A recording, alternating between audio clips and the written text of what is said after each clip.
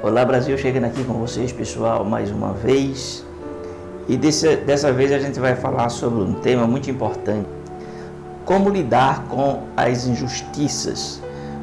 Todos nós, uma vez ou outra na vida, fomos injustiçados.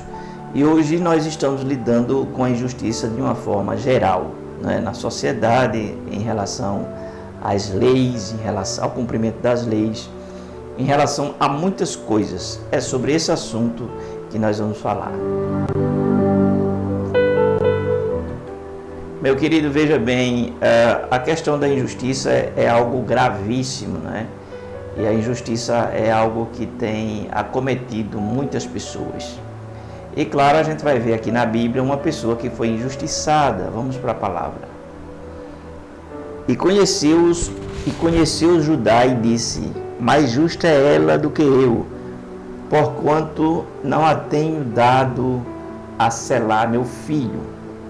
E nunca mais a conheceu, e concebeu ao tempo de dar à luz, que havia gêmeos em seu ventre. Aqui a gente vê uma história muito interessante sobre essa questão da injustiça, não é? A injustiça cometida justamente contra Tamar. Tamar foi uma mulher que ela tinha uma visão espiritual. Ela tinha um desejo muito ardente de ter filhos e dar descendência, porque ela sabia, claro, que Judá era justamente da descendência dos patriarcas, não é? E ela foi uma mulher persistente e insistente. Ela casa com um dos filhos de Judá, não é? No entanto, a Bíblia diz que esse homem era mau, era um homem que Deus realmente abominava, não é? A Bíblia não diz o porquê que ele era mau, né? Mas tudo indica que era um mau marido, né? Um mau esposo, era, enfim, mau em todos os sentidos. E Deus, o próprio Deus, o matou, porque ele era um homem muito mau.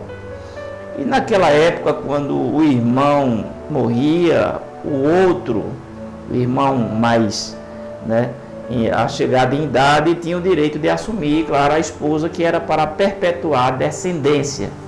E assim foi feito. Ela foi e casou justamente com o irmão, não é, desse que faleceu, não é? E o que acontece é que também o homem era mau, ele não queria dar descendência para Tamar. E o que acontece é que quando ele tinha relacionamentos com ela, ele, no caso, deixava o sêmen cair na terra, né? Porque ele não queria gerar descendência, segundo ele, descendência para o irmão, né? Ou seja, o que acontece foi que ele estava matando ali, não é? Justamente sonhos, projetos, descendências e tudo mais. O que acontece é que esse homem, Deus também abominou, e o próprio Deus matou, ele morreu. Então agora ela está viúva pela segunda vez, não é? E o que acontece foi que ela foi despedida justamente para sua casa, sobre uma promessa de que Elá, que era o filho mais novo, quando ele crescesse, ela se casaria com ele. No entanto, ele cresceu e nada aconteceu, né? E Tamar, ela sofreu muito, ela foi muito injustiçada, não é? Em todos os aspectos que você possa imaginar. Ela sofreu muito, e pessoas, quando passam por esse processo, elas se anulam, elas deixam de ser elas mesmas e passam a ser, não é, parte daquela peça, daquele problema, daquela situação que ela vivenciou, carregando feridas, marcas, amarguras, tristezas, depressão, não é? A pessoa se anula de uma forma geral. No entanto, essa mulher era uma mulher guerreira, uma mulher persistente, ela queria ter filhos, ela queria gerar descendência, não é? Ela queria honrar enfim, não é? os patriarcas, ela queria dar continuidade àquela semente. Ela tinha uma visão espiritual, ela sabia que aquela semente era uma semente bendita, que tinha promessa. era uma semente que havia servido a Deus. No entanto, Judá, ele era uma pessoa também amargurada, era uma pessoa que carregava um sentimento de culpa, justamente por ter participado daquela situação ali da venda do seu irmão José. Foi justamente Judá que deu essa ideia de vender o seu irmão. Então ele carregava essa culpa, era uma pessoa que vivia um desajuste, né? Que tinha uma pendência, que tinha uma dívida emocional, não é? E a gente observa que ele estava sempre se negando a trazer um benefício para sua nora. E a gente observa ali, né, no decorrer do tempo, que a esposa dele morre, não é? E ele fica viúvo. Quando ele fica viúvo, claro, ele fica livre, não é? Segundo a lei. E Tamara, que era sua nora, também estava viúva, né? E depois que sua esposa morre, ele cumpriu aquele tempo de luto e se tornou um homem viçoso e procurou justamente relacionamentos. E Tamara soube que ele se dirigia aos campos para tosquear suas ovelhas, um lugar bem vizinho aonde ela estava convivendo.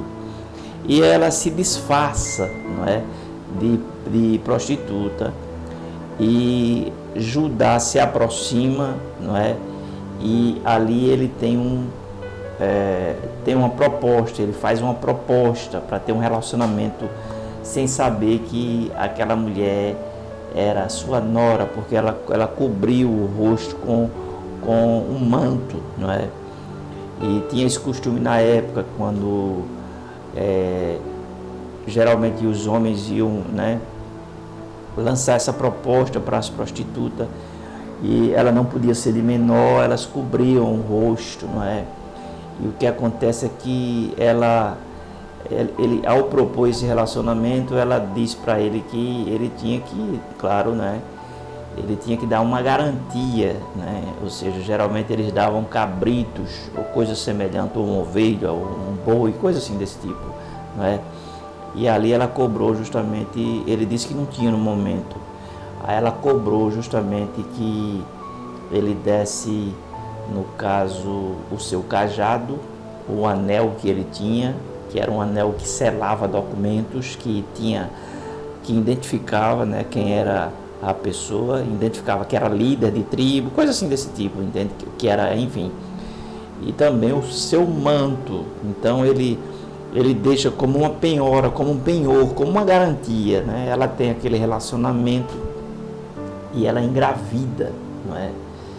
E depois de 3 meses é sabido que ela é engravida, que ela estava grávida, e o seu no caso, o seu sogro, ele é tomado de uma ira, de uma cólera e de uma injustiça, de uma justiça, segundo ele, que no ponto dele achava que era a justiça, mas ele estava sendo injusto, porque ele havia, no caso, negado, no caso, o seu filho Elá, para assumir, ou seja, para dar continuidade àquele relacionamento, né, para gerar descendência. E o que acontece é que ele planeja queimar Tamar em uma fogueira. O homem era sanguinário. E o que acontece é que ela vai e se revela-se justamente através de tudo aquilo que ela tinha guardado, ou seja, o seu anel, o seu manto e o seu cajado. E ela diz o seguinte, que ela estava grávida do homem que era dono daqueles pertences, entende? E foi justamente aí que ele reconheceu, depois de muitos anos, ele reconheceu dizendo o seguinte, não é? Disse o seguinte: mais justa é ela do que eu, porquanto não a tenho dado a selar meu filho, né?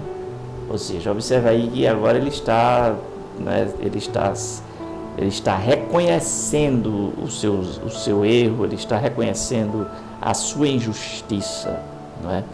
Então, ela tem ali 2 filhos gêmeos. O que acontece foi que Deus honrou aquela mulher.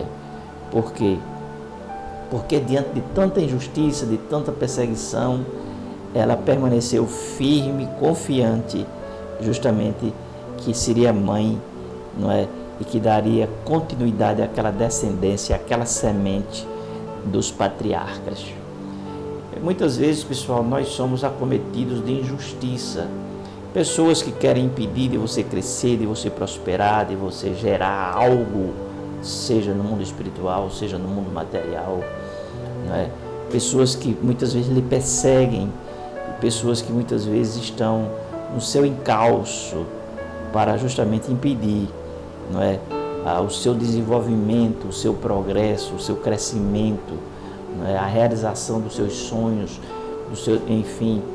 E essas pessoas, com certeza, elas vão ver a sua vitória, porque há um Deus nos céus que é justo e Ele traça caminhos e Ele manifesta a sua justiça e traz a sua justiça na vida daqueles que confiam na sua fidelidade, confiam no seu propósito e confiam, claro, na sua promessa. Então Tamar foi uma mulher que perseverou, não é, durante anos e anos da sua vida, acreditando no seu sonho, acreditando que aquele projeto ele iria se concretizar. E ela foi honrada porque ela conseguiu, não é, perseverar, ela conseguiu crer, ela conseguiu confiar em meio a tanta, podemos dizer, humilhação, desprezo e injustiças cometidas contra ela, mas ela não desistiu, ela persistiu até vencer, até conseguir os seus objetivos. Então, como lidar com as injustiças? É você ser justo, é você confiar, é você não se demover dos seus valores, é você permanecer firme, é você continuar crendo, acreditando e confiando que Deus é fiel e justo para manifestar a sua justiça na sua vida. Muitas pessoas, quando elas são injustiçadas, elas entram em um marasmo, em um labirinto, não é? E muitas vezes elas praticam a injustiça porque elas foram injustiçadas. É tipo aquele ditado popular que diz assim: eu vou dar o troco, não é?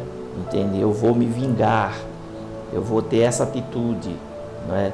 Mas aquele que crê em Deus, que crê na justiça de Deus, mesmo sendo injustiçado, ele permanece firme, não é? Sem, digamos assim, contaminar a sua vida, permanece limpo, fiel e crendo, claro, na justiça de Deus.